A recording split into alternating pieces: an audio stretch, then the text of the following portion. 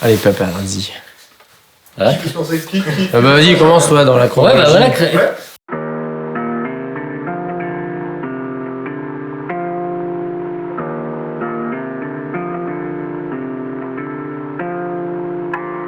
Je présente Joël, en fait, voilà, moi j'ai repris le domaine de mon papa, en fait, de mes parents, donc en 82. Voilà, donc mon père qui était en conventionnel, hein, donc en ayant été bio avant, parce qu'il faut quand même savoir que les désherbants c'est quand même très récent. Hein. Donc mon père, dans les années 70, il a commencé à désherber, il a cru que c'était le paradis qui arrivait, hein, de toute façon. Après on a eu le Roundup, on nous expliquait que c'était le produit biologique, écologique par excellence. Hein. Aujourd'hui on en voit les gros dégâts que ça fait, quoi. Donc voilà. Et puis j'ai commencé avec lui comme ça, donc dans les années 82, et puis on a senti que c'était pas ça qu'on voulait faire, hein, de toute façon. Et donc dans les années 91, on a voulu passer en bio, hein, voilà, par philosophie. Sauf qu'on avait gelé cette année-là. Ça nous a un petit peu contrarié, donc il y a eu un gros trou financier et on a attendu un petit peu.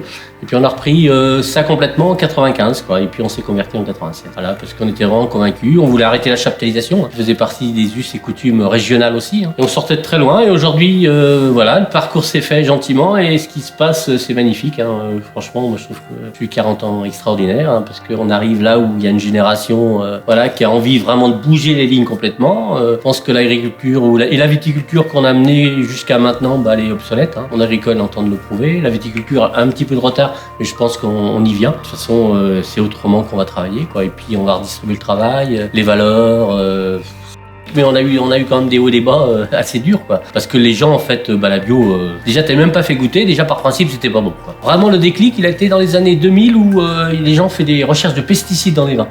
Et là, on s'est rendu compte qu'il y avait jusqu'à 6600 fois supérieur des analyses d'eau. C'est-à-dire que si c'est de l'eau, c'est impropre à la consommation. Et là, les gens ont pris conscience un petit peu et c'est là qu'on s'est rendu compte que ça bougeait. Le vin restait un produit naturel par excellence, quoi. Beaucoup de consommateurs qui consommaient bio dans l'alimentaire, par conviction, se posaient pas la question du vin. Pour eux, le vin, c'était vraiment le truc naturel par excellence. Et c'est là que ça commençait vraiment à bouger, quoi, dans les années 2000. Et puis après, ça ne cessait de bouger. Mais aujourd'hui, on a les moyens de faire autrement. C'est un peu plus de boulot, ça c'est clair. Mais il y a moyen de le faire.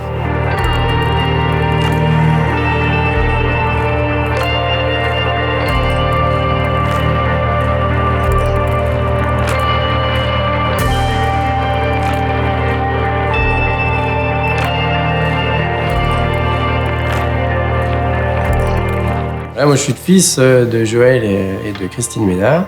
Moi, ce que je dis beaucoup quand je vois des gens qui démarrent et tout dans la région, qui arrivent des fois par le vin, c'est, on va dire que déjà qui sont ingénieurs, qui sont tout ce que vous voulez comme métier, et donc qui arrivent plutôt par le vin. Moi, je suis plutôt arrivé par l'agriculture. Le vin, c'est pas vraiment un truc qui m'intéresse plus que ça. C'est un petit peu, des fois je dis, c'est un peu le produit secondaire, c'est le produit dérivé de mon travail, quoi. Moi, vraiment, ce que j'adore, c'est la vigne. J'essaie de trouver des combines un petit peu pour à produire avec le moins d'efforts possible, le plus simplement possible, le bilan, entre guillemets, le meilleur qui me semblerait le meilleur, quoi. Et vraiment, moi, c'est ce qui me passionne.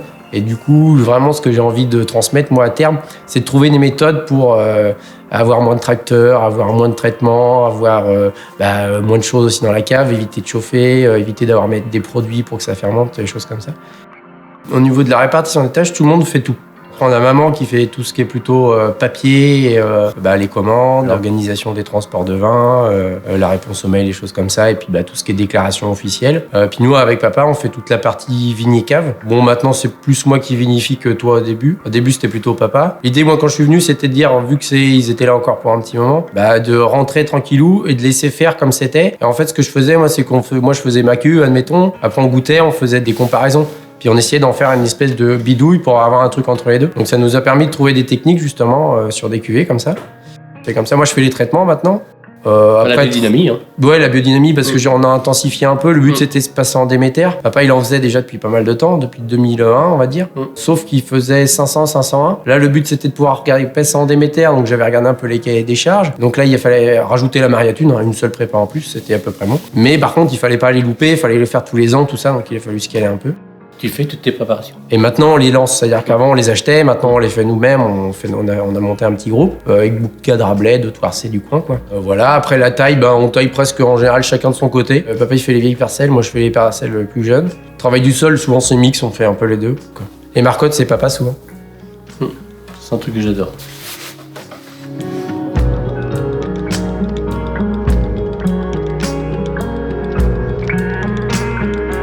J'ai fait pas mal de vins avec de la barrique, hein, parce que c'était un petit peu dans l'air du temps aussi à une époque. Hein. Je dirais stéréotypé, boisé, sucré. Hein. Les barriques, on se rendait compte que c'était pas spécialement les vins toujours qu'on aimait. On a rencontré les vins nature, hein, entre autres, hein, qui pour moi ont été un déclenchement énorme. Hein. Les premiers vins nature que j'ai goûtés, que j'étais un peu perdu. Hein. Et je crois qu'on sortait des stéréotypes et c'était magique, quoi. C'était un peu déroutant. Mais aujourd'hui, franchement, c'est ça qu'on aime, quoi. Il y a pas photo. Hein.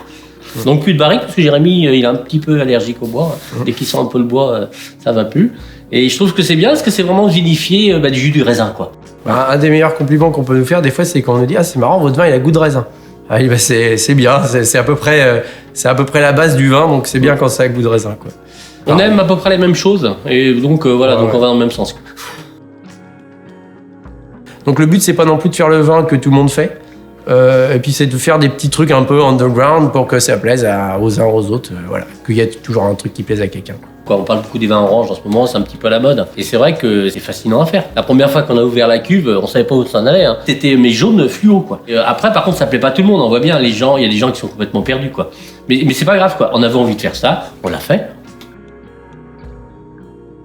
C'est pas la bouteille de vin qui fait waouh, putain, ça c'est grand. Non, c'est avec qui tu la bois qu'elle est grande. Après, le reste, on s'en fout. Franchement, globalement, on s'en fout. Si tu veux, c'est l'instant qui fait que le vin, il est magique. Ok.